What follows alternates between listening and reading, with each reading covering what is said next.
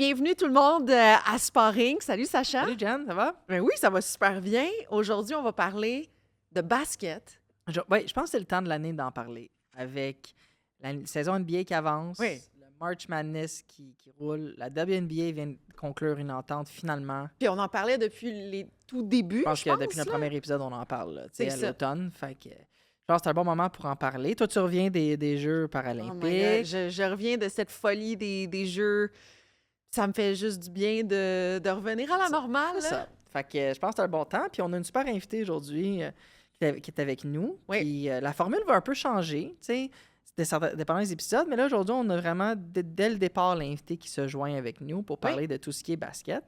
Fait que je te laisse la présenter pour Exact. Puis, oubliez pas, si vous aimez ça ou moins, tu sais, que là, vous voyez un nouveau concept, Ouais. là, vous pouvez nous écrire puis dire ce que vous aimez ou moins.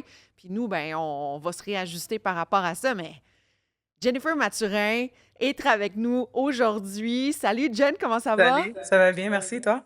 Eh oui, ça va super bien. J'ai rencontré Jennifer cet été lors d'un défilé de mode où on a eu beaucoup de plaisir. Puis C'était c'était vraiment un le fun. rassemblement de plein de monde dans le sport, de différents sports. Puis, je veux dire, on a tripé notre vie. Ouais. Puis, c'était une belle communion, je trouve, du monde sportif là, pour le Festival de la mode à Montréal. Cool, ça. Et oui, c'est comme ça qu'on s'est rencontrés. Et Jennifer Mathurin, qui est une femme d'influence dans le monde du sport, tu fais beaucoup de choses, mais tu as été premièrement joueuse professionnelle de basketball. Oui, exactement, oui. Après l'université, j'ai joué en Caroline du Nord, puis je suis allée jouer en Europe. OK. Et Ouais. après ça, tu as été entraîneuse aussi? Oui, j'ai coaché au séminaire Saint-François, j'ai coaché à l'université de Bishops. Puis là, je fais de l'entraînement sur le côté, mais je gère aussi mon petit frère. C'est ça. Et elle gère surtout. Donc, j'ai deux agents avec moi Ah, c'est le présentement, fun. Sacha et Jennifer. Toi, tu as décidé de te lancer dans le monde d'être agente. Quand? Pourquoi? Ben, en fait, j'ai accompagné mon frère avec ses décisions pour choisir des agents pour sa saison et sa carrière dans la NBA. Puis, tu sais, il m'a demandé, il m'a dit, ben, tu as eu le côté professionnel, tu es une des personnes que je fais le plus confiance. Est-ce que tu voudrais comme m'accompagner dans tout ça? Donc, en anglais puis français, je pense que agent, ça se dit plus gérante que agent. Donc, je fais toujours la correction avec les gens, là, comme il y a un agent de basket, puis moi, je suis sa gérante. OK. Mais Ouais. c'est toi qui gères tout le monde des affaires, dans le fond, du basket Ouais, pour lui? exact, ouais, ouais. Parfait. Et aussi, là, vous avez la Fondation Mathurin. Ouais. Et c'est quoi cette fondation-là? Toi, tu es la présidente de Ouais, la ouais, je fondation? suis la présidente et la fondatrice. Dans le fond, j'ai créé la fondation il y a 1 an, le 1er mars. Donc, on vient de célébrer notre première année. Good Puis, job! merci. Dans le fond, moi, j'ai une maîtrise en travail social. J'ai fait du travail social en santé mentale avec les athlètes. Puis, dans tout ce que je fais, camp de basket ou activités sportives, j'amène toujours un côté plus comme holistic, wellness, côté social et humain aussi, parce que je pense que c'est super important pour le développement, la croissance des athlètes. Il faut penser aussi au côté humain. Donc, on faisait déjà beaucoup d'activités. Puis je me suis dit, tu sais quoi, je veux maximiser l'impact qu'on a sur la communauté. Donc, on s'est dit, on va commencer la fondation. Puis, je m'étais dit aussi, souvent avec les joueurs, ça pense toujours à plus, comme quand ils ont fini leur carrière, de comme, c'est quoi après. Mais moi, en tant qu'être la Big Six, je pense toujours à après, avant. Donc, c'était une façon de comme commencer à créer un peu un legacy, puis un what's next après le sport pour lui quand il serait prêt à se lancer dedans. Puis tu t'impliques aussi beaucoup dans le sport féminin. Là, tu reviens quoi, de l'Espagne? Oui, je reviens de l'Espagne. On a eu notre 3e édition de Women in Sport, WIS. C'est une conférence qui met en valeur les femmes dans le milieu sportif. Donc, c'était vraiment bien. On a fait ça à Lugo. La raison pour laquelle c'était Lugo, Espagne, c'est que ma vice-présidente qui joue en ce moment en Espagne, c'est sa 8e année qu'elle joue là-bas, Jessica Fekir. Elle joue pour le club qui nous a vraiment supportés pour l'événement. Puis, on a vraiment voulu mettre en valeur les femmes qui l'entourent. Donc, on avait une journaliste, on avait une infirmière sportive, on avait une physio, on avait une joueuse aussi, une de ses coéquipières qui était dans l'événement. Donc, c'était vraiment bien. Nice. Et là, présentement, pourquoi tu es en vidéoconférence, tu te trouves au Colorado. Ouais, j'habite au Colorado. C'est mon petit stop de transition vu que mon frère s'est fait échanger d'Indiana. Donc, on a dû partir d'Indiana à cause de ça. Il est rendu justement en Californie. Donc, ouais. Parfait, parfait. Et Ben là, moi, je suis curieux parce que t'as passé vite dessus. T'as joué universitaire en Caroline Ouais, du Nord. T'as-tu à UNC, University of North Carolina? North Carolina State, so NC North State. Carolina State, NC State. Puis Go dans le fond, Pack. après, Go ouais, Pack. go pack, go pack. C'est ça. Donc, parce que, évidemment, on va en parler tantôt, mais le March Madness on est en plein dedans. Ouais. Florida a perdu. Olivier Rioux qui se fait éliminer. Pas lui, mais son équipe se fait éliminer. Un Québécois qui joue à Florida. Moi, j'adore le mois de mars pour le March Madness. Je ne suis pas le plus grand, je dirais, connaisseur de basket, comme toutes les particularités de stratégie et tout, mais ça tombe bien, on a Jennifer ben, avec c'est nous. ça, mais j'ai grandi, je pense, un des premiers sports, des matchs encore, je me souviens, j'avais peut-être 5 ans, c'était Jordan avec les Bulls en 96 contre le Jazz, puis ça m'a toujours piqué mon intérêt. Donc, tu as joué NC State, après ça, tu allé jouer professionnel en Europe. Yeah. Et à quel moment,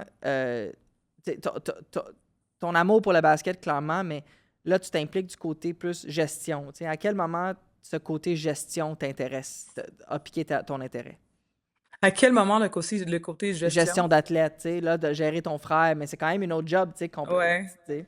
Ben, ça a piqué mon intérêt quand il m'a demandé, pour être franche. Ouais, OK.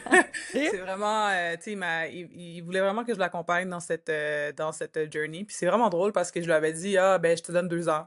Parce que je vais retourner à mes affaires après. Puis là, je suis encore ici. Mais je trouve que c'est important. Moi-même qui ai joué, tu sais, j'ai ma carrière que j'ai joué à l'école, à l'université. J'ai joué en Europe aussi. Puis c'est à la fin de la journée, le sport, c'est rendu une business. Tu sais, comme quand Ouais. on grandit dedans, on joue pour le fun, pour le plaisir, mais plus qu'on avance, plus ça devient dur. Ça devient dur dans le sens qu'il faut vraiment que tu aimes le sport pour rester en tant que joueuse professionnelle parce que c'est pas toujours facile. Tu sais, moi, à l'université, le coach qui m'a coaché, il m'a pas recruté. C'était un peu compliqué. Après ma première année, il m'a assis dans son bureau, il m'a dit, tu sais, je pense pas que tu es la joueuse que j'aimerais avoir dans mon équipe. Donc, il me demandait de transférer, mais il pouvait pas le faire légalement. Puis, j'ai pris la décision de rester, puis il me l'a fait sentir. Mais, tu sais, j'ai travaillé fort. J'étais quand même sur le 5 partant. J'étais une des meilleures joueuses de l'équipe. Donc, mais même à ça, même dans l'optique de dire, ah, ben, tu jouais 30 plus minutes, puis tu avais genre une bonne moyenne de points puis de rebonds. Tu sais, il y a aussi l'autre côté de la médaille que c'était pas toujours facile. Mon coach, il s'impliquait pas vraiment sur nous du côté personnel. Il connaissait rien de ma vie. On n'avait pas de relation. Donc, moi, quand je pense à la gestion, je pense à comme, OK, mais le côté humain, avoir une bonne relation avec les athlètes. Tu sais, j'aide aussi mon amie Jessica, je l'aide aussi à gérer avec de jouer comme en Europe. C'est tough aussi d'être loin de sa famille. Puis ça, j'ai eu l'expérience aussi. Quand j'étais là-bas, c'est dur. Tu veux appeler tes parents, ta famille, mais t'es à 8 heures de différence. Fait que le monde dort quand toi, t'es réveillé. Puis si tu veux revenir à la maison, tu peux pas faire un trip d'un week-end. Là. C'est vraiment comme, c'est un long voyage. Puis t'as des pratiques, t'as des responsabilités. Donc, il y a tout ce côté-là que les gens, des fois, ils pensent pas. Puis qui vient avoir un impact qui affecte aussi la performance des athlètes en tout. Fait que moi, quand j'ai commencé avec mon frère, je me suis dit, tu sais quoi, comme mon identité à moi, j'ai toujours été la grande sœur. Puis dans tout ce que je fais, je pense que c'est vraiment comme, c'est ce que j'amène. J'amène vraiment un support de I see you, I understand you. Puis, tu sais, si un jour on va pas parler de business puis tu veux juste pleurer, ben on fait ça, tu sais. Donc, Je comprends. ouais. Ouais, puis peut-être aussi, c'est l'influence de Serena Williams qui est ton Ouais. inspiration, non? Ouais. C'est son père. C'est pas son père qui gérait les Et sœurs il Williams? la coachait. Ben, il coach tout, coachait. c'est ça. Après Ouais, ça, ouais, tu sais, ouais. c'est quand même très Très impliqué, familial. Richard Williams. Ben oui. Ben, en plus, c'est drôle parce que justement, il y avait le All-Star Weekend de la NBA qui s'est passé aux Clippers. Puis j'avais été dans un brunch avec, c'était Michelle Obama puis Serena Williams. OK, Ouais, OK. moi j'étais comme, I was like so excited parce que, obviously, c'est Serena. Puis le brunch, c'était pour célébrer un peu tu sais, les mamans puis les femmes qui entourent les hommes de la NBA. Puis, justement, Serena, elle a comme révélé un peu que quand elle était plus jeune, c'est sa sœur qui était meilleure. Fait qu'elle avait plus de temps avec son père. Fait qu'elle, elle avait moins, Serena avait moins de temps avec son père parce que comme, tu sais, Venus was the better one. Puis elle Mm. disait qu'elle a passé beaucoup plus de temps avec sa mère. Puis c'est sa mère elle a dit que son mental toughness, elle le retient de sa mère parce que sa mère était pas bonne au tennis, mais sa mère était comme: «Tu vas travailler fort, tu vas mettre les bouchées doubles, tu vas être ci, tu vas être ça». Fait que c'est drôle d'entendre des fois des anecdotes comme ça parce que vraiment, même dans le film qu'on a vu, le documentaire, tout ça, c'est le père qui est vraiment impliqué, mais elle nous a vraiment comme expliqué comment le rôle de sa mère a mis dans comment shaper un peu sa carrière et son caractère. Beaucoup de résilience, beaucoup de persévérance. On va rentrer dans la WNBA Ouais. parce qu'il y a eu quand même un accord important. Est-ce que tu as lu là-dessus? Comment ça a été? Quoi tes réactions quand il y a eu un accord? Je vous rappelle qu'il y a toujours deux façons de suivre les contenus de KO Sport, soit en s'abonnant au ko-sport.tv. Vous avez droit à différentes primeurs, des offres spéciales, des rencontres avec les animateurs de la station. Sinon, vous pouvez toujours nous suivre sur YouTube. Alors, abonnez-vous à notre chaîne. À bientôt! Ben, de un, j'étais vraiment heureuse parce que ça veut dire que le Tempo va venir à Montréal. Parce qu'il n'y avait pas d'accord, peut-être que ça allait avoir un impact sur la saison. Je pense que les joueuses Ah! étaient vraiment fermes que s'il y avait pas ils n'arrivaient pas à une bonne négociation, qu'ils n'allaient pas jouer la saison.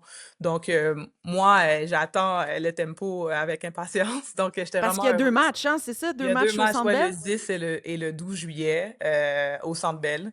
Puis, on essaie vraiment, j'ai comme un petit projet avec eux en ce moment, puis on essaie vraiment d'avoir comme un packed house là, pour le Centre Bell. Donc, je suis vraiment excitée par rapport à ça, mais aussi pour les joueuses en tant que telles.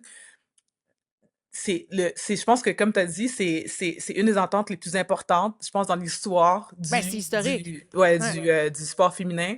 Ils passent d'un salaire moyen de 100 000 à 500 000.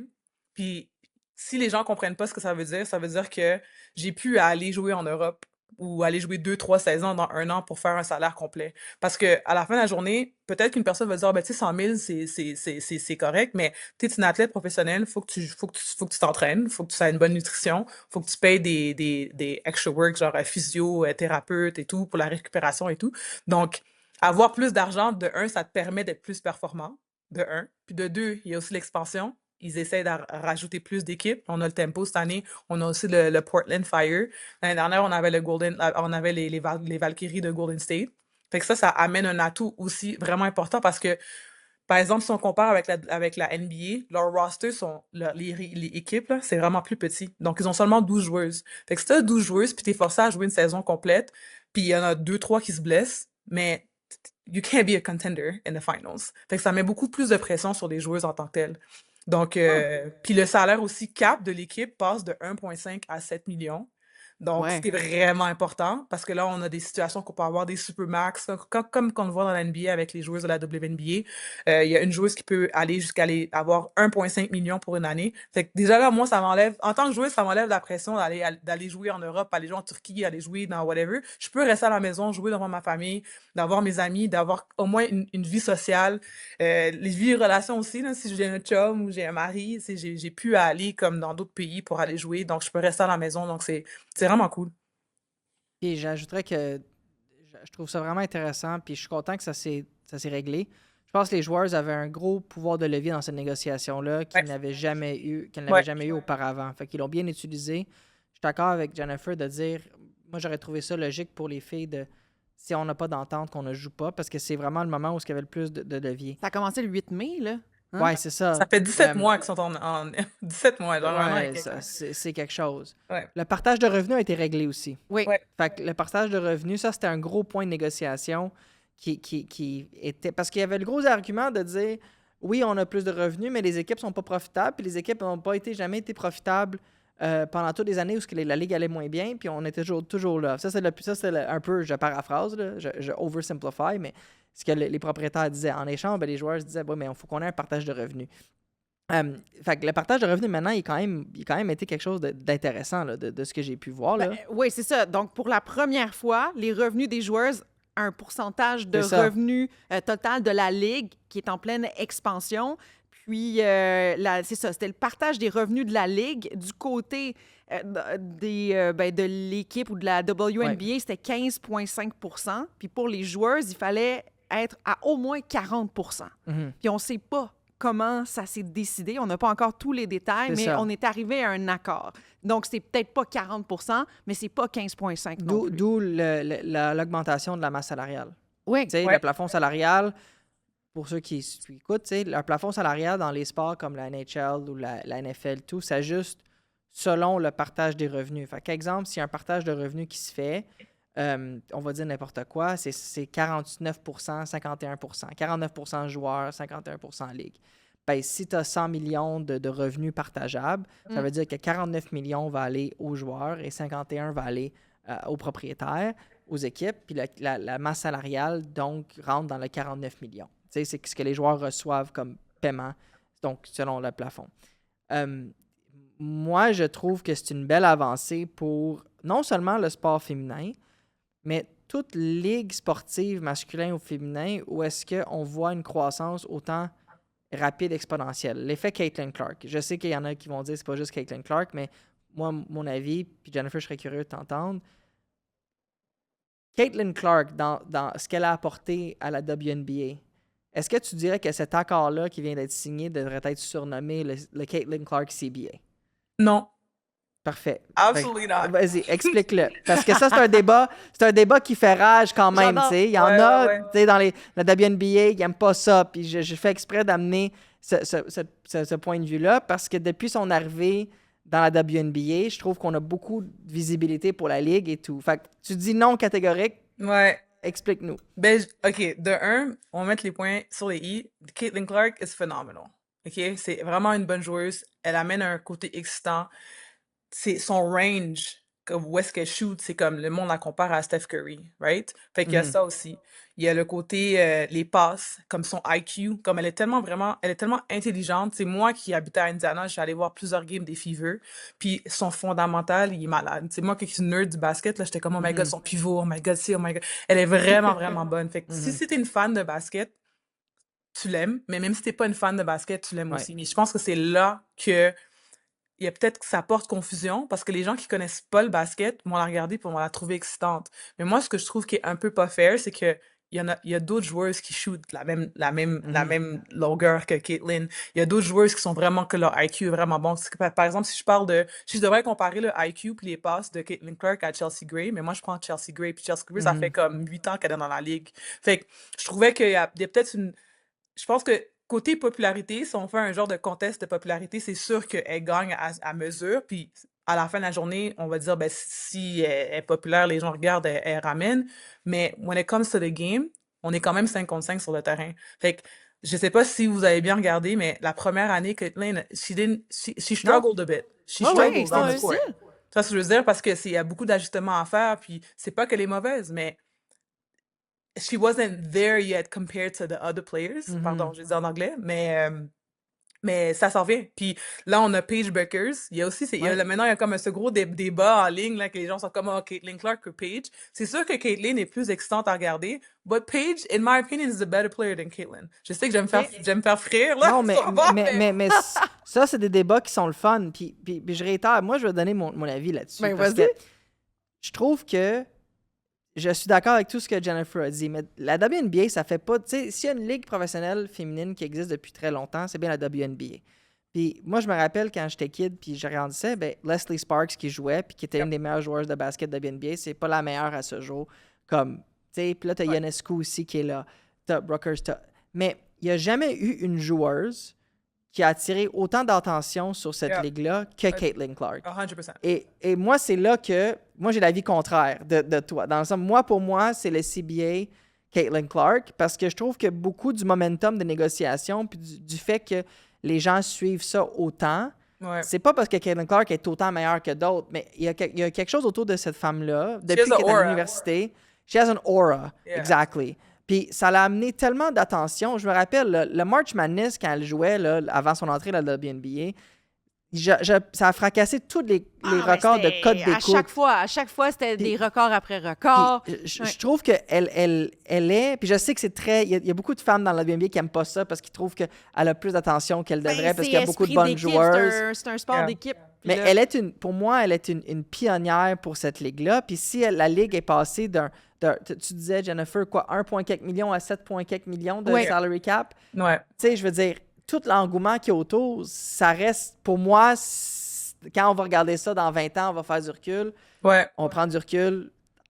Elle est pour moi la raison de tout ça. Puis projection de 11 millions en 2032. Parce qu'elle a attiré l'attention sur les autres joueuses. Ouais. Le fait qu'elle soit dans la WNBA fait en sorte qu'on parle d'un débat Brooks contre Clark. Alors que dans la NBA, on a le débat de dire, tu sais, on regarde, admettons, prendrais-tu LeBron ou Shea, Jokic, Jordan? Tu sais. ouais. Ah Puis ouais. là, il y a comme tout ce débat-là. Fait que je trouve qu'au basket, c'est le sport où tu as le plus ce genre de débat entre joueurs ou entre Mais là, joueuses. attends, Jen, là, c'est sûr qu'elle va réagir à ce que tu as dit. Non, là. mais tu sais, il y a de la vérité là-dedans parce que même moi, tu sais, comme à la fin de la journée, je peux avoir mon opinion, mais aussi je peux être fair puis être honnête aussi. Je me rappelle que à chaque match, par exemple, il y avait une stat, j'ai pas exactement la stat, mais à chaque match qu'il y avait comme des fevers quelque part d'autre, the stadium would be sold out because Caitlyn was playing. Exactly. Puis je me rappelle aussi de l'année dernière, on est allé, j'avais un camp de basket pour des filles à Indiana pendant le All-Star Weekend.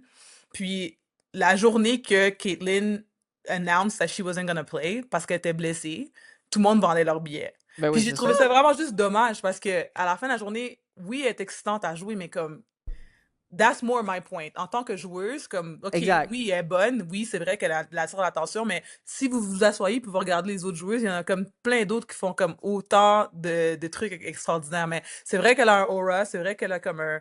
Si c'était un concours de popularité, de pageant, là, she would win everything. Ouais, elle transcende son sport, c'est ça Ouais, l'histoire. ouais. Puis avec le fait que tu transcendes ton sport, là, ben elle le fait évoluer. Puis Ouais. c'est ça qui est beau, mais c'est un sport d'équipe. C'est ça. Puis on a du talent, c'est pas juste elle qui est talentueuse, là, c'est pas elle qui... Mais oui, je suis d'accord avec vous deux, en fait. Et Asia Wilson qui gagne MVP 3 fois de suite, puis qui Exact. gagne like 3 championships. Ouais. Last year, she won MVP Defensive Player of the Year. Puis en plus, dans une saison, elle a scoré 53 points. Comme si ça, c'est pas excitant, comme je sais pas quoi, you know? Là, parle-moi de la WNBA à Montréal.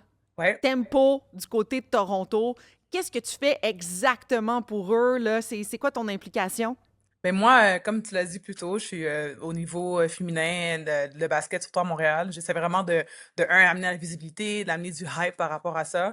Je suis beaucoup dans le grassroots aussi. Comme moi de la culture américaine que j'ai vue ici, dès un bas âge, les gens sont vraiment impliqués dans le sport. Puis ça booste les athlètes. Ils veulent être bons parce qu'ils veulent se faire reconnaître. Ils veulent être sur le cover de Slam. Ils veulent être sur une publicité ou whatever. Fait que moi, j'aime ça, ramener ça un peu à Montréal puis de ramener ce hype-là. Fait que là, en ce moment, on est en train d'organiser, je vais pas trop dire, mais c'est comme une activité avec des jeunes filles qui vont avoir l'opportunité de, justement, avoir accès aux joueuses, mais aussi de performer devant les tempos. Donc, on a fait quelque chose un peu similaire l'été dernier avec les tempos. On a fait une journée de basket puis une journée de conférence. On a reçu à avoir 445 jeunes filles qui sont inscrites pour la journée de basket. Ils sont tous venus en une journée. Puis c'était vraiment magique. Genre, puis même les gens des tempos étaient comme, waouh, vous avez tellement de jeunes talents à Montréal. Puis c'était pas juste Montréal, c'était Montréal, Québec. Il y avait des gens qui sont venus de Trois-Rivières, de Lanaudière, qui sont descendus pour venir pour la journée. Donc, c'est vraiment excitant. Mais moi, comme, je me rappelle quand je jouais, j'avais pas de visibilité. J'avais pas de love, de hype par rapport à ça. Comme, c'était même des fois dur d'avoir ma propre famille de venir me voir jouer comme des matchs. Puis des fois, c'est pas encourageant. À la fin de la journée, j'ai quand même eu mon trajet, j'ai tracé mon trajet, puis j'ai joué, puis whatever. Mais quand j'étais arrivée aux States, puis je regardais comme les familles qui venaient de... J'avais une de mes coéquipières qui habite à Atlanta, Georgia, puis là, sa famille, à chaque fin de semaine, they take their car, they drive, puis ils arrivent avec leur tambour, puis Ah, ouais. c'est juste... C'est vraiment cool, ça te motive à en faire plus. Donc, ouais. Puis pourquoi Toronto et pas Montréal pour la première équipe dans la WNBA au Canada? Pourquoi? Ben, je pense que ça vient du fait aussi que Toronto a les Raptors. Déjà, ça aide beaucoup. Ils Oui. ont déjà une bonne base. Euh, c'est plus, je pense que les côtés sport, c'est un petit peu plus développé aussi à Toronto. Si on parle juste pas juste de basket, mais c'est basket, hockey, c'est soccer, c'est baseball. Je pense que comme Mm. la ville est un petit peu plus prête que Montréal de recevoir, mais je pense que Montréal, on serait capable aussi, dans le futur, peut-être un futur rapproché, d'avoir une équipe, soit féminine, masculine pour commencer. Il y a eu souvent des rumeurs comme quoi Montréal, Michael Fortier, l'ancien Mm. député fédéral qui était dans un groupe pendant plusieurs années, a essayé d'amener une équipe NBA à Montréal. On ne l'a pas eu à ce jour.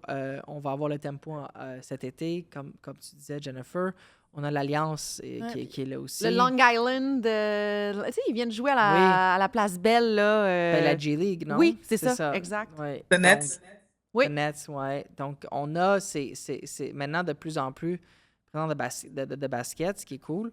Euh, Dis-moi, moi j'ai une question pour la WNBA. Ouais.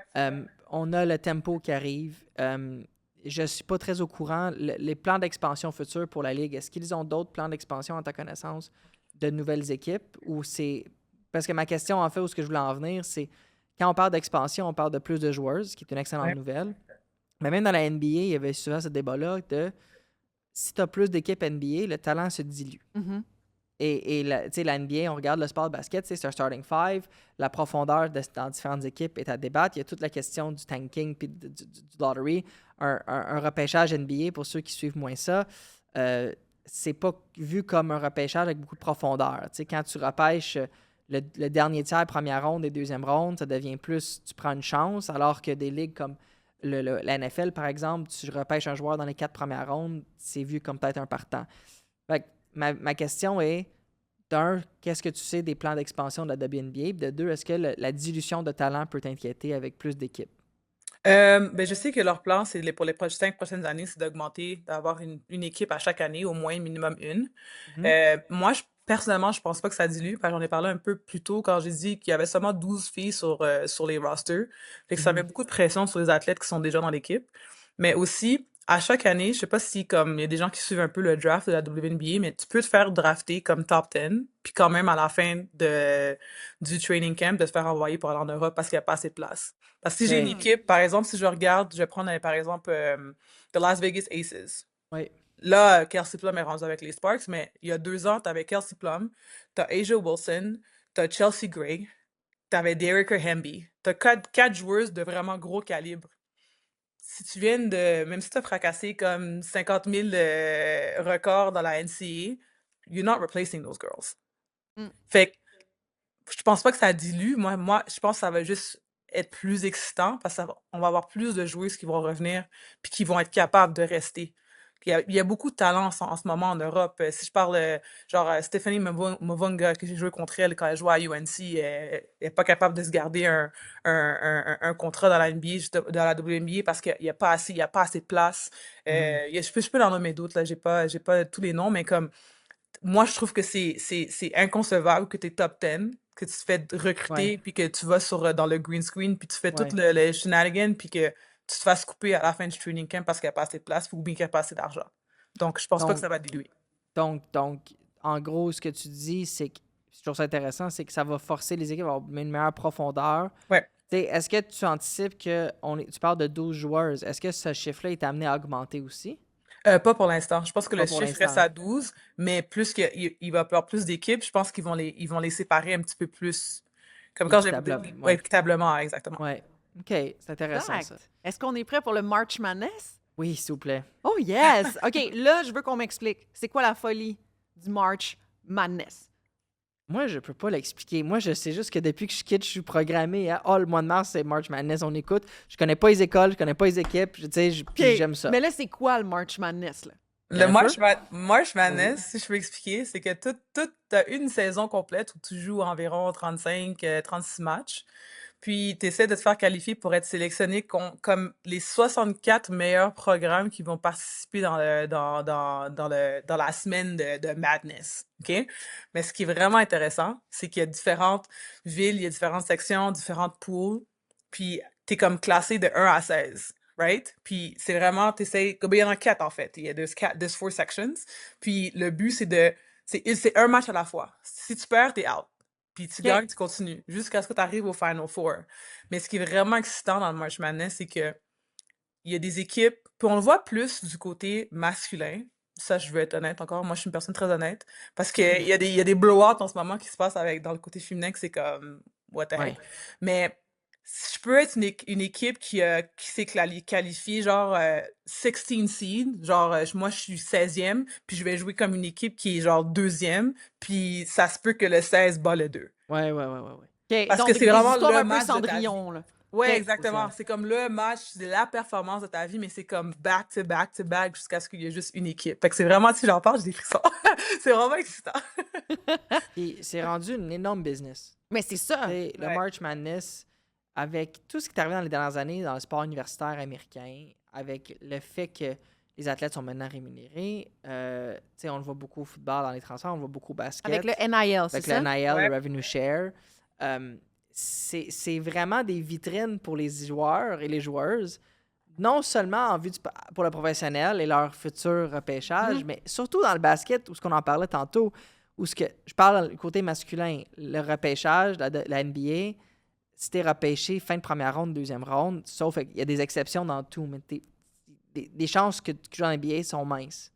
Tu sais, après ça, si tu vas par contre universitaire, si tu performes bien durant le March Madness, ben là, tout d'un coup, il y a des belles sommes d'argent qui peuvent t'attendre aussi en termes Ouais. de tout ce qui est rev share et tout. Ça, c'est autant pour les gars, pour les filles. Fait que je pense qu'un sport comme le basket, avec les changements de réglementation qu'il y a eu aux États-Unis pour les partages de revenus et le fait que les athlètes soient payés, le basket, les joueurs de basket, les joueuses de basket peuvent en profiter beaucoup de cette vitrine-là où il y a des millions de personnes qui écoutent, puis ça crée beaucoup d'opportunités. Mais justement, toi, tu parlais, là, hey, moi, là, je suis au quart de tour sur le March Madness depuis que je suis tout petit. Ce que j'ai lu, c'est que c'est un des seuls événements que les gens regardent encore en direct. Oui. Tu sais, que tout le monde, là, OK, c'est telle heure, moi, je regarde ça. Puis... Parce que Jennifer, ce qu'elle vient d'expliquer, le upset, tu sais, quand la Florida a perdu l'autre jour contre Iowa, je pense, c'est ça? c'était malade. Ben, c'est ça. Tu veux pas manquer ça. Tu veux pas être celui qui t'étais où quand Florida a perdu contre Iowa? Donc, les surprises. Les surprises. Ouais. Les Puis aussi, il y surprises. a aussi il y a des gens qui se font des brackets aussi. Ouais. Donc, Ben oui. comme tu sais, tu vas comme dans ta tête, tu dis, OK, ben, si je regarde les saisons régulières, ben, eux, ils ont fini avec ce record, eux, ils ont fini avec ça. Fait que je me dis qu'ils vont se rendre en finale. Mais il y a aussi des incentives, comme, you can make money off this. Fait qu'il y a beaucoup de personnes qui se créent comme 10 à 20 brackets avec la chance de gagner. Je pense que j'avais vu quelque chose que... C'est 1 million, je pense. Ouais, c'est ça. Il y a comme 1 milliard? million que tu peux regagner. Juste, 1 million. En tout cas, si tu as des bons choix, puis que les équipes jouent comme ce que tu penses qu'ils auraient joué, ben tu peux gagner 1 million. C'est vraiment cool pour de vrai. Est-ce que tu as déjà vécu un March Madness? T'as-tu déjà joué Ouais, au j'en ai March vécu Madness? 2, ouais. OK. Ouais. Comment c'était comment? Ma première année, quand j'étais un freshman à NC State, on est arrivé jusqu'en deuxième ronde. En fait, j'ai jamais passé la deuxième ronde, malheureusement. La première année, c'était fou parce que je me rappelle que on avait beaucoup de blessés. Puis ma première année, j'ai pas joué beaucoup. Mais arrivé... Une petite anecdote, mon coach va sûrement me tuer. En tout cas, arrivé la première Le coach année... qui t'aimait pas, là, qui t'a dit ouais, que tu on devais s'en t'en fout, aller? ouais, on s'en fout. Ouais. On s'en fout, on s'en fout. La première année que j'ai joué, je me rappelle la première ronde, on jouait contre... je me rappelle plus qu'on a joué, mais deuxième ronde, on jouait contre BYU. C'est une école catholique, puis ils avaient une centre. École mormone, en fait. Ouais, là, c'est yeah. Mormon, Puis ouais. on joue contre BYU, puis la centre est comme 6 pieds 7, mais c'est une joueuse de volleyball. Puis là, notre coach était comme, ben, tu sais, elle est même pas si bonne, whatever. Mais la ronde après, on jouait contre UCLA. Puis moi, j'étais vraiment excitée parce que quand j'étais au secondaire, j'ai joué avec Nara Fields, qui est allée à UCLA. Puis c'était la première fois qu'on aurait pu se rencontrer parce qu'on n'a pas eu les mêmes on s'est jamais rencontrés en saison régulière. Fait que, mais même mon coach, il commençait déjà à planifier pour UCLA. Puis t'es comme, BYU, ça va être easy. Finalement, on a comme perdu par 20 contre BYU parce que on n'arrivait pas à comme arrêter la centre. Puis je me rappelle que on avait quatre bigs. Moi, je jouais comme la position de numéro 4, mais les like, power forward and the centers, il y en avait 2 qui étaient blessés. Fait que là, mon coach, il me regarde, puis il dit, bon, Jen, là, tu vas devoir jouer le match de ta vie, puis tout ça. Puis je me rappelle que j'étais rentrée sur le terrain, puis il y avait comme quand là un jeu pour quelqu'un d'autre, mais la fille, ça faisait comme 6 shots qu'elle manquait. Puis là, j'étais censée lui faire la passe. J'ai dit, bon, mais je vais m'essayer moi-même. So I took the shot. Puis, you know, it almost went in. Ça aurait été, pour le reste, ça aurait rentré, ça aurait été vraiment comme une histoire de, like, a crazy story, mais it didn't go in. Mais je me rappelle juste avoir comme, there's that feeling when you play in March Madness, like you feel invincible. Comme tu te sens comme si, genre, je suis l'héroïne du moment, puis I'm gonna take my chance. So, J'adore. As-tu déjà été voir un match NBA, Jen? Ou un WNBA? Non, mais, puis c'est un de mes rêves. J'aimerais ça. Mais il y a l'ambiance dans un match de basket, c'est dur à comparer OK. avec d'autres sports, je trouve. C'est pas vrai. J'ai vu un match de la NBA à Chicago. Puis j'ai vraiment aimé ça. Mais ça fait Puis longtemps. j'étais allé voir, plus récemment, c'était il y a quelques années, j'étais allé voir le Magic quand il venait de repêcher Pablo Banchero. Banchero, Ouais, excuse-moi.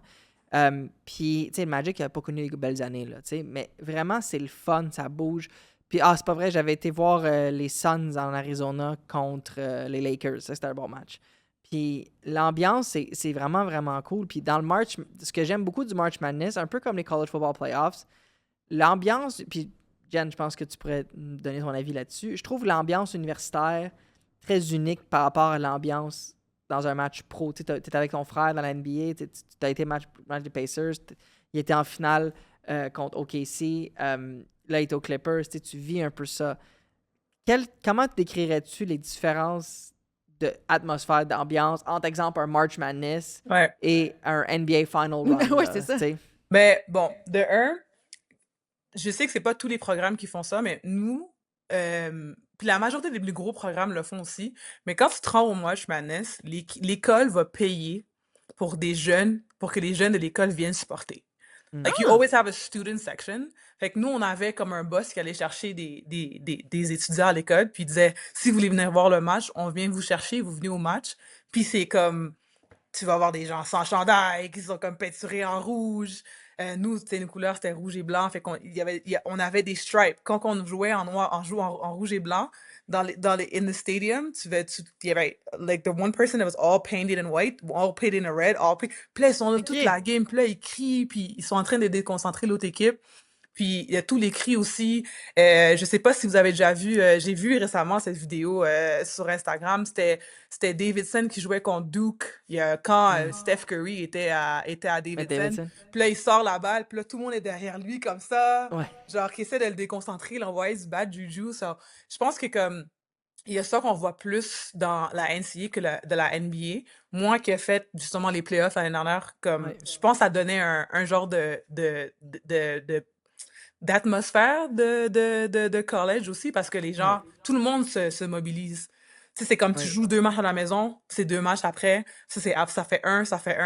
Ouais. Donc, tout le monde se dit, OK, non, il y a le match des Pacers, tout le monde va y aller. Fait que c'est comme, it's a packed crowd.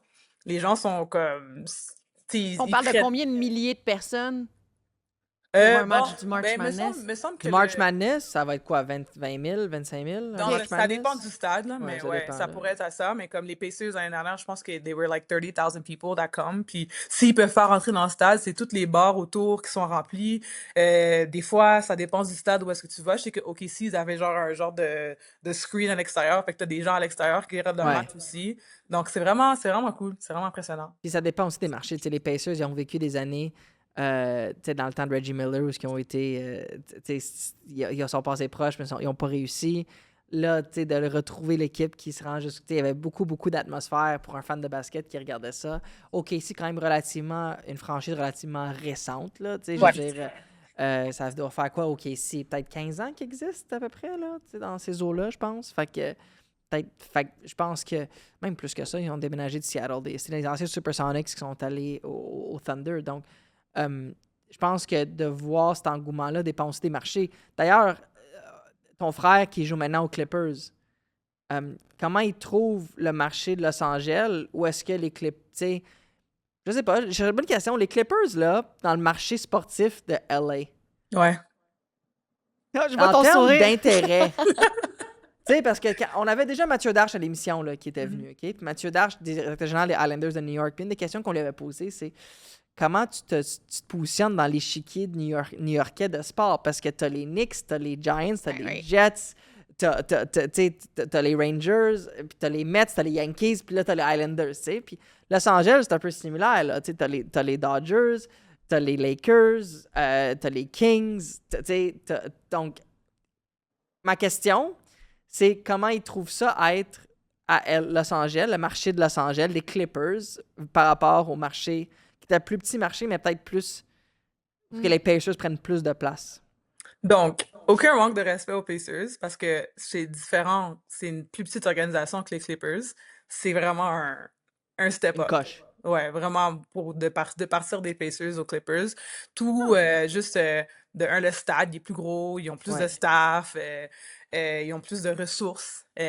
Par exemple, une des choses, la première chose que mon frère il m'a dit, man, si tu voyais la salle de récupération avec Ouais. les Clippers, c'est comme c'est malade, t'as tout ce que tu veux, Red Light Therapy, Normatec, Ice Bath, tout ça, mais comme en plus, genre, puis d'une façon que comme tout le monde peut utiliser une affaire en même temps sans que tu dois attendre. Fait que déjà là, c'est comme vraiment plus gros. Les stades, je pense que le Inuit Dome, c'est comme un des stades les plus riches de la ligue. C'est un des plus récents. T'sais, avant, ils C'est partageaient ça. Staples Center, là, les Clippers puis les Lakers. Ah. Là, ils ont Ouais. leur propre... Ballmer a investi dans son propre arena. Fait que Fait c'est que c'est sûr. vraiment nice. Pour de vrai, comme, tu sais, il y a des lumières sur... il y a des jeux interactifs pendant les halftime. Tu peux comme, t'as une petite manette que tu peux pitonner. Comme, c'est vraiment fou, sincèrement, là. Puis, mais, comparé aux Lakers, c'est sûr que, par exemple, bon, donner un exemple, pendant le All-Star Weekend, c'était it was hosted at the Clippers, puis les gens bouaient Ouais. il y a des gens qui bouaient comme des gens des Clippers. Ah, ben Ouais. voyons. Ben, tu sais, c'est comme Mais en les NBA, c'est Lakers... comme the Lakers is the main team. You know Ouais, what I ouais. mean? Ouais. Comme historiquement parlant, s'ils ont eu Kobe, là, ils ont LeBron, c'est comme Ah ouais. c'est vraiment une plus grosse franchise que les Puis, tu sais, Clippers. les Clippers, je sais pas quelle année sont arrivés dans la NBA, mais quand ils sont arrivés dans la NBA, ils ont connu beaucoup d'années difficiles. Là. C'était pas une équipe Ouais. qui performait bien. Là. Tu sais, dans le temps de Jason Richardson, je pense, qui était leur vedette de mémoire, là, qui était un peu mais il était des saisons perdantes après perdantes après perdantes. Puis là, éventuellement, ils ont réussi à se forger une équipe. L'arrivée de Kawhi, ça a été un gros statement pour eux de signer Kawhi après sa victoire avec les Raptors. Mais je trouve que l'approche de Steve Ballmer et de son équipe, c'est à défaut de rivaliser avec une équipe aussi historique que les Lakers, moi, ma perception externe, c'est ils investissent beaucoup dans, comme tu dis, Ben, Jennifer, là, les installations, il faut. l'environnement, là, pour attirer des athlètes, des C'est joueurs. intelligent, moi, je Ben, moi, je trouve que oui, c'est la façon qu'ils peuvent contrôler le mieux. Parce que tu vas jamais rivaliser avec l'histoire de Magic Johnson, de Kareem Abdul-Jabbar, Non. Ouais. de Kobe Bryant, de Shaquille O'Neal. Tu sais, je veux dire, ça arrivera pas, là. Ben non, mais question par rapport à cette finale de la NBA, ça a été quoi l'impact business? T'sais, autant pour ton frère comme joueur, pour sa carrière, mais aussi pour le Québec. Est-ce que tu sais, on disait, il va avoir un impact. Là. Est-ce qu'il y en a vraiment eu un, là, si on regarde ça des mois plus tard? Premièrement, commençons par ton frère. Ça a été quoi l'impact pour sa carrière? Ben, pour sa carrière, de un, jusqu'à présent, il y a du monde qui me disent, oh man, ban Game 4, ban Game 6, ban Game 7. Comme ça, les Pacers n'ont pas autant de visibilité pendant la saison que des plus grosses équipes, Ah mais oui. quand tu te rends, c'est comme, c'est comme le March Madness. Quand tu te rends au playoff, tout le monde regarde les matchs, right? Fait que quand tu as des gros matchs, c'est tout le monde qui voit ces matchs-là. C'est partout sur les médias, t'as plein d'interviews, Fait qu'il y a eu beaucoup d'opportunités avec les playoffs qui sont amenés parce qu'il a bien performé. Mais aussi, je pense que côté culture puis côté impact, le fait d'avoir joué Lou en finale, Ouais. c'était vraiment, vraiment comme c'était magique pour Montréal parce que on est déjà en train de voir une croissance dans, de un, l'envie de jouer au basket à Montréal, mais aussi la qualité d'athlètes. Pas qu'il n'y en avait pas avant. C'est comme moi, quand je jouais, on avait beaucoup d'athlètes qui étaient vraiment bons, mais on n'avait pas de visibilité. Fait que ça aboutit comme un peu pas loin, on va dire. Mais comme là, d'avoir les playoffs, d'avoir... Nous aussi, la Fondation de la famille Mathurin puis la Fondation Maison d'Or, on a fait un joint watch party pour les finales. Puis c'est fou. Comme même si les gens venaient avec leur habit Pacers ou leur habit OKC, tout le monde était comme c'est une victoire pour tout le monde parce que d'avoir deux du Québec, de Montréal, deux jeunes Haïtiens qui sont représentés dans la NBA, qui jouent contre, puis les deux jeunes, ils ont des bonnes minutes. Ils ont de l'impact puis de l'influence sur leur équipe. C'est vraiment comme... c'est vraiment magique pour les jeunes, mais aussi pour la communauté. Hey, en plus, match numéro 7, là. Ouais, c'était Oh, ouais, fou. c'est ça. Ça n'a aucun sens. Moi, je me rappelle quand ton frère Ben a été repêché par les Pacers, puis à quel point je trouve que les gens ne comprenaient pas à quel point, comment c'était gros ce qu'il avait réussi à accomplir. Tu sais. Lugansdor, il a une carrière phénoménale. Il a pris un parcours. Tu sais, il a été repêché deuxième ronde ou undrafted, je me souviens plus, je m'excuse, mais il est allé plus tard dans le repêchage, du moins. Là, c'était, tu sais, Mhm. Ben Mathurin est sorti plus tôt. Il Number avait 6. c'est ça, top 10 pick. C'est top 10 pick dans la NBA, c'est quelque chose. C'est vraiment Hey, j'ai des impressionnant. Là. frissons, sérieux. Puis, effectivement, comme Jennifer dit, je pense que de voir Lugansdor contre Ben Mathurin en finale, ça envoie un message. Tu sais, des athlètes québécois, canadiens sur la scène internationale, il y en a de plus en plus. Puis dans un sport comme le basket, on voit des RJ Barrett de ce monde, on voit d'autres athlètes du Canada qui performent. Tu sais, maintenant, SGA Ouais. qui arrive. Fait on est en train de prendre vraiment notre place comme pays dans le basket, mais de voir, tu sais, je trouve que Ben est arrivé avec un top 10 pick, puis la carrière qu'il connaît, puis c'est vraiment, vraiment impressionnant. Puis je pense qu'au Québec, on devrait prendre plus de temps d'apprécier à quel point le basket, les réalisations qu'on a au basket, c'est impressionnant. Ouais, Ouais. puis aussi que tu l'as supporté là-dedans, hein? C'est toute une histoire de famille. Ben, C'est ça ça, oui. je l'histoire. trouve ça beau. Je trouve ça beau. Puis je reconnais beaucoup ce discours-là de quand tu es dans ce monde-là un peu fou, un peu chaotique. Je pense pour les athlètes de haut niveau, d'avoir quelqu'un sur qui tu peux compter dessus inconditionnellement, comme toi, grande sœur, Big Sis, ben, ça vaut très, très, très cher. Tu sais. Puis le fait que tu le fasses avec autant d'amour et autant de passion, tu sais, tu Mhm. disais que tu es parti d'Indiana pour au Colorado, que tu as déménagé en transit. Tu sais, c'est un grand dévouement. Fait que je trouve ça vraiment impressionnant. Vraiment. On va revenir sur le March Madness. Question pour vous deux. Ça profite à qui le plus? Est-ce que c'est aux universités? Est-ce que c'est aux joueurs? Est-ce que c'est aux chaînes de télé? Ça profite à qui? Ben, je veux dire, vas-y, Jen. Ou à Je vais dire, l'NCA, là? ben, je vais Ouais. dire, c'est une bonne question. Je pense que avant c'était plus la NCAA. Maintenant, tu sais, quand on parle de NIL aussi, c'est les joueurs, ils ont Oui. vraiment des bonnes opportunités. Comme même avant les matchs, il y a beaucoup. Si t'as une bonne saison, tu sais, comme tu peux avoir un Chick-fil-A qui t'approche pour ou bien un Allstate ou tu sais, des compagnies comme ça justement pour faire du advertising pour le Ouais. March Madness. Fait que là, ça vient bénéficier aussi les jeunes. Mais ça bénéficie aussi les programmes, je dois dire, parce que à Oui. chaque fois que on fait une apparence dans le March Madness, ben, ton école elle reçoit de l'argent aussi parce qu'ils vont recevoir un peu des revenus de ce que Ouais. la Ligue va faire puis que l'événement va faire aussi. Donc, je pense que c'est un petit peu plus, c'est tout le monde, mais je pourrais pas dire qui bénéficie plus. Moi, je vais dire, ça va te faire une drôle de réponse. Pour moi, les grands gagnants ou perdants du March Madness, qui ont le plus à gagner ou perdre, je devrais dire, c'est les entraîneurs.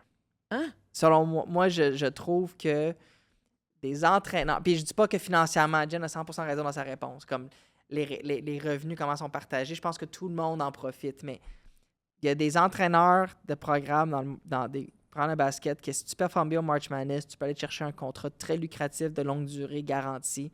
Ça peut cimenter ta place comme Ou tu peux presque. te faire Ou tu éjecter. peux te faire éjecter Ah.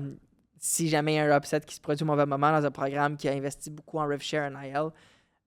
C'est ça qu'on n'en parle pas souvent, mais les entraîneurs dans le March Madness, je sais pas ce que tu en penses, Jennifer, mais moi, je trouve que je les regarde aller puis je sens beaucoup de pression sur leurs épaules parce que je sens que tu passes d'une coupe de ronde dans le March Madness puis tu solidifies ta présence comme un coach.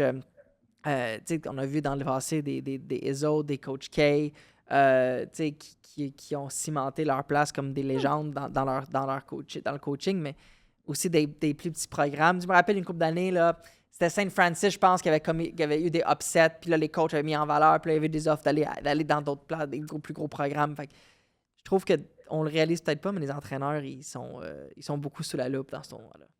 C'est vrai, mais est-ce que ça serait pas plus à cause du NIL? Parce que moi, personnellement, je trouve que NIL, ça affecte plus négativement le rôle des coachs parce que si moi j'arrive dans ton équipe puis je me fais payer 1,5 million pour jouer Ouais. pour Duke Ouais. puis que j'aime pas comment tu m'as parlé aujourd'hui en pratique, puis je décide de prendre mes Ouais. talents quelque part d'autre. Ça se peut que je me Ouais. fasse virer à cause de ça aussi. Je pense que ça, c'est un poids C'est 100%. énorme. Ah ouais. Ça, Ouais. puis ça, c'est sûr. Puis ça, le rev share, là, je dis NIL, rev share, tout ce qui est le paiement d'université aux joueurs puis aux joueuses, ça change complètement la donne, tant au niveau de la gestion des équipes. C'est intéressant. Les coachs universitaires n'ont jamais eu à gérer ça auparavant. Là, tout d'un coup, les joueurs, à chaque année, ils peuvent décider de partir s'ils veulent. Les coachs qui sont là, ils n'ont pas eu à gérer ça. Ils ne savent pas comment gérer ça. Et tu n'as plus à t'asseoir. Ça, c'est une autre histoire aussi, parce C'est qu'avant, ça, si tu il y a voulais plus- changer, il fallait que tu t'assoies. Moi, quand j'étais à l'université, c'était s'asseoir 2 ans. Là, ça avait changé à 1 an. Mais maintenant, Qu'est-ce que tu veux dire, t'asseoir? si par exemple, tu rentres dans le portail de transfert Ouais. pour changer d'école, si tu veux aller dans une autre école, faut que tu t'assoies, faut que tu perdes une saison. Une saison, tu ne peux pas Avant- jouer. Ouais, tu Avant. peux pas jouer. Ouais. Avant, c'était ça. OK. Fait qu'il y avait très peu de transferts de joueurs ou de joueuses dans tous les sports. Parce Mais là, que c'est plus le cas. Non. Non. Puis même, j'irais plus loin. Quand ils ont changé tous ces règlements-là, puis on pourrait faire un épisode au complet juste sur la NCAA, OK? Parce que c'est facile. Mais il y a quelques années, ils ont changé la règle pour dire si tu transfères, tu peux transférer sans pas jouer 1 an, donc tout de suite. Mais c'était un one-time transfer exception. Ouais. Fait que tu peux faire ça une fois. Et là, ce qui s'est produit, c'est qu'ils ont contesté ça aussi. Ils ont dit, OK, là, tu peux le faire autant de fois que tu veux. Fait que là, c'est rendu que les athlètes sont toujours sur des contrats d'1 an s'ils veulent. Fait que ça bouge, ça part. Puis Ouais. les programmes, ils dépensent en RevShare NIL comme ça, tu sais, comme pour attirer les joueurs. Fait qu'il y a un gros ajustement. Puis oui, Jen a un bon point. Autant les coachs prenaient une place importante dans le passé. Je pense qu'ils prennent encore une place importante, mais c'est sûr que la construction d'équipe vient aussi par qui tu payes puis quel joueur tu vas aller chercher. Fait que tu peux construire... Peut-être qu'on va voir dans les March Madness à venir des super teams aussi. Ouais, Tu sais, ouais. des constructions d'équipes comme ça où est-ce que les équipes vont aller chercher des joueurs d'un peu partout pour se monter une grosse équipe. C'est fascinant tout ça. Puis tu vois, quand on parlait de qui ça apportait le plus, le March Madness, les majeures parties des revenus de la NCAA, ça provient du tournoi masculin de basket, du March Madness. En 2024, là, la NCAA qui a généré 1,38 milliard de dollars et c'est 900 millions juste du March Madness masculin. C'est beaucoup, là. Puis ça revient un peu, je pense, à ce que Jen disait tantôt, où ce qu'elle parlait de, dans le tournoi féminin, il y a plus de blowout au début. Là, Ouais. tu sais. Ouais. Le moment que ça devient plus intéressant, le tournoi féminin, c'est plus vers, tu dirais quoi, Jen, comme quart de finale? Ben, moi, je huitième dirais que de ça commence un peu finale? Sweet 16. Là. Comme maintenant. là, Sweet en ce 16, moment, ouais, c'est ça. ouais. Ouais, c'est ça. Sweet 16, ça commence. Versus le tournoi masculin, c'est les premières C'est rondes. day comme- one. Ah ouais, là, t'es comme là, qu'est-ce que. Tu sais, je me rappelle, mes messages explosaient un peu quand Duke était sur le bord de perdre round 1, là, tu sais. Ça allait pas bien pour Duke. Fait que là, mon Dieu, les brackets allaient toutes se T'as-tu briser. fait ton puis bracket cette année? J'ai fait un bracket cette année. Ben non! J'ai fait un bracket. Bon, Ouais. c'est qui tu penses qui va gagner? Ça va très mal, mon bracket. Mais moi, ça va très, très mal, mon bracket. Moi, j'ai dit qu'University of Houston allait gagner. OK! Et toi, Jen, t'en as-tu fait? Ben, moi, j'en ai pas fait du côté masculin parce que je savais pas vraiment. Puis une chance que j'ai pas fait parce que moi, je voulais que Floride se rende Ouais. plus loin. Puis là, j'aurais perdu anyway. Mais du côté des filles, j'en ai fait 3. J'en ai fait un, obviously, avec NC State qui gagnait. Ils ont perdu contre Michigan. Puis j'en ai fait une avec South Carolina qui gagne. Puis l'autre avec UConn. OK. Pas UNC. Je pensais à dire UNC, là, Non, j'aurais non, trouvé non. ça, là, j'aurais dit, what? mais déjà cette année, March Madness a attiré sa plus grande audience lors de la journée d'ouverture à travers plusieurs chaînes de télévision. Les 16 matchs ont rassemblé en moyenne 9,8 millions de téléspectateurs. C'est une hausse de 6 par rapport à l'année dernière. Donc, ça ne fait qu'augmenter aussi. Ouais. À Non, chaque année, c'est- ouais. C'est un tournoi qui est là depuis tellement longtemps, je trouve ça parfait. Puis les événements sportifs où ce que tu mobilises, tu sais, je trouve Ben que oui. la NFL fait bien ça, ils vont chercher le dimanche, exemple. Tu sais. Le dimanche, c'est la journée NFL. College football, c'est le samedi, tu sais. March Madness, tu allé chercher un mois dans l'année où ce que c'est comme, ça c'est college basketball. Je trouve que c'est bien réussi. Mhm. Est-ce que vous êtes prêts pour le quiz? Oui. Let's go. Ben, je dis oui. T'es-tu prêt pour le quiz? Ben Moi, là, je suis prête. écoute. Fait que c'est 5 questions, OK? Puis c'est toujours en lien avec ce qu'on jase. Là, évidemment, on a jasé de basket all the way. Fait que Ouais. ça va être du basket, ça sera pas du curling. Non, Ça, c'est sûr. c'est correct, malheureusement. Le curling, ça aurait été excellent, mais c'est correct. Donc, on va mélanger la NFL et la NBA. Parce que Sacha connaît quand même ça. Le propriétaire des Cowboys de Dallas, Jerry Jones, encourage et investit dans quelle équipe de basket qui participe au March Oh boy. Madness? Jennifer? I know nothing about football, so je sais pas. Attends, Attends, répète ta question? Le propriétaire des Cowboys de Dallas, dans la NFL, Jerry Jones, il l'encourage et il l'investit. Donc, il a mis beaucoup, beaucoup d'argent dans cette équipe de basket qui participe au March Madness. C'est féminin ou masculin? Masculin. On va y aller déjà ensemble. Texas, il y a qui? Qui est dans le March Madness au Texas? Mais c'est masculin. Is that a Ça boy finit thing, par no? As, mais c'est pas Texas. Ça finit par Os. Arkansas? Oui! Wow. Ah oui? Oui! OK. Oui, ancien étudiant de l'Université de l'Arkansas, il a joué pour l'équipe de football des Razorbacks dans les années 60, avant de devenir un homme d'affaires bien connu, pétrole, etc. Et sa fortune est aujourd'hui estimée à 19,4 millions de dollars. Et en 2015, Jones a fait un don de 10,65 millions au programme de l'Arkansas. Alors, voilà la première question. Deuxième question. Qu'est-ce que le Flutie Effect? Le quoi? Flutie Effect. The Flutie effect. Puis ça a un gros impact sur c'est au March Madness. Là, on parle beaucoup du Flutie Effect. Ben là, j'ai une voix de tricher, mais de regarder sur mon site internet. Mais la seule, c'est juste la seule affaire que je pense pour Flutie, c'est un joueur de foot. Oui, mais c'est un joueur de Doug foot. Flutie pour Boston College qui T'es a bon? lancé le Hail Mary. OK, puis qu'est-ce que ça a fait, le Flutie Effect, après? Les partisans courent sur le terrain? Non. Non, c'est ben Boston College. C'est que les gens, Ouais. il y a eu une hausse d'inscription à l'école.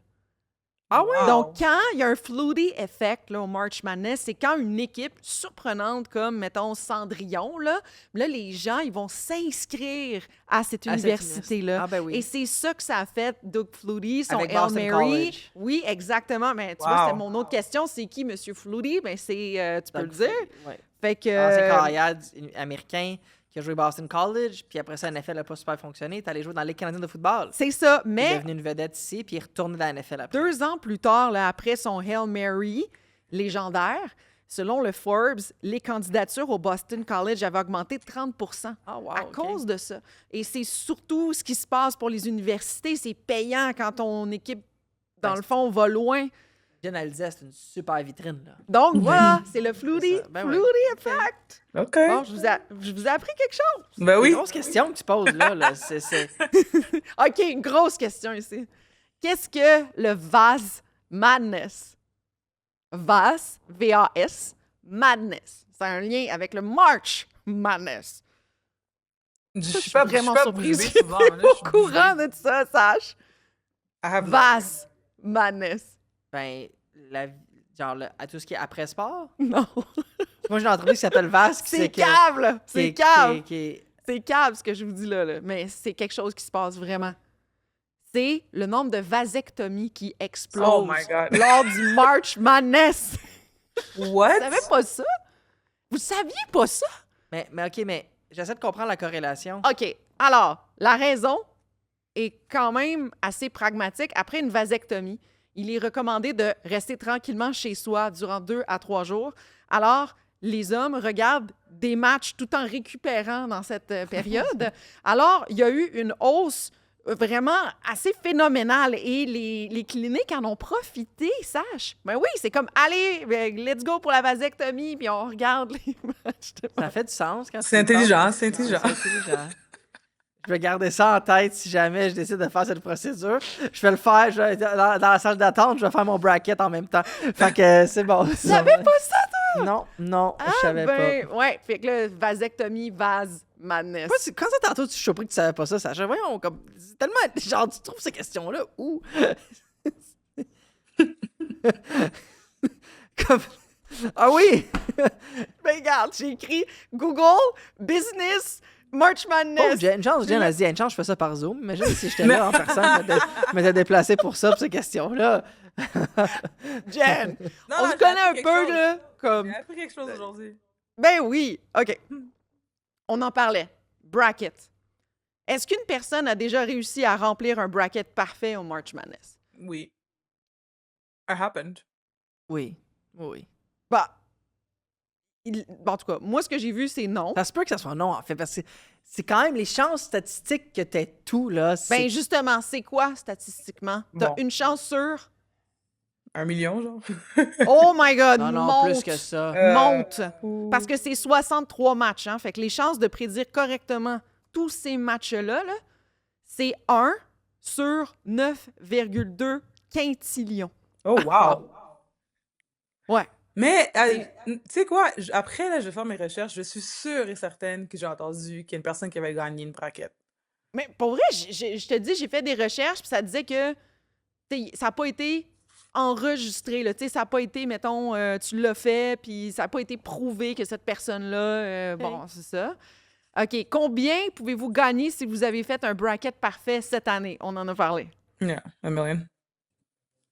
C'est 1 milliard. Oh! Ah ah! Combien? Ouais. Kalshi, c'est comme une compagnie. Oui, là. Kalshi, oui, c'est pas Ouais, partnership avec, s'inspire de la stratégie de Warren Buffett pour Yeah. le March Madness et offre 1 milliard de dollars pour un bracket parfait. 1 milliard, les amis. Il me reste encore une chance. Imagine, t'es en finale, là, puis tout te va bien à part le dernier match. Tu dois tellement stressé, là.